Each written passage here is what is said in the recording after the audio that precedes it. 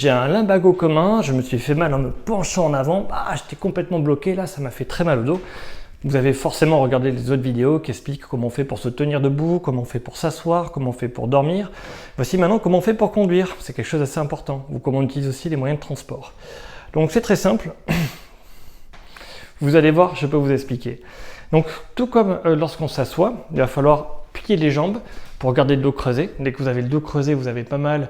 Dès que vous penchez en avant, vous aurez mal. Ici, là, en vous asseyant de cette manière-là, en vous levant de cette manière-là, c'est-à-dire avec les cuisses, vous n'allez pas vous pencher en avant, vous aurez pas mal. Vous pouvez pouvoir glisser au fond.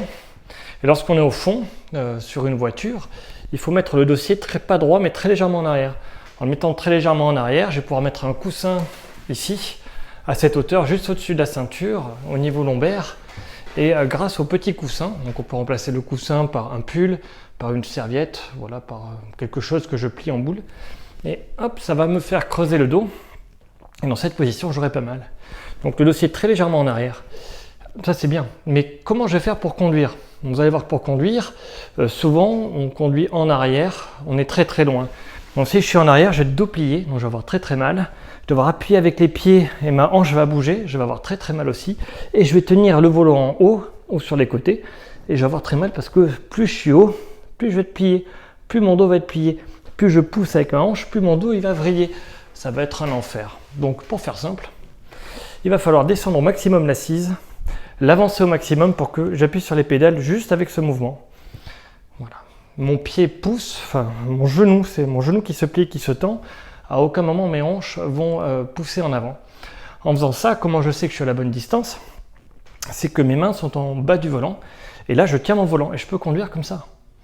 Mes épaules sont pas là, elles vont être relâchées, elles vont être en bas. Et je fais juste à faire ça et je touche mon levier de vitesse.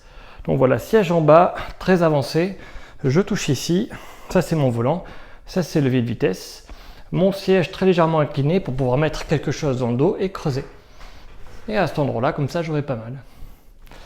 Je n'ai pas précisé dans les autres vidéos, mais si vous me demandez est-ce que je peux faire du canapé, en général le canapé n'est pas fait du tout pour les gens qui ont un lumbago commun, parce que le canapé a une assise ici, c'est très long.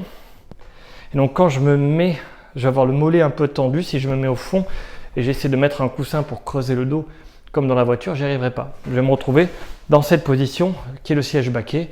Et donc là, mon dos est en hyperflexion, qui est le mécanisme de blessure, et je vais avoir très mal. Imaginez que c'est une entorse, donc si vous marchez sur votre pied tordu, vous aurez mal.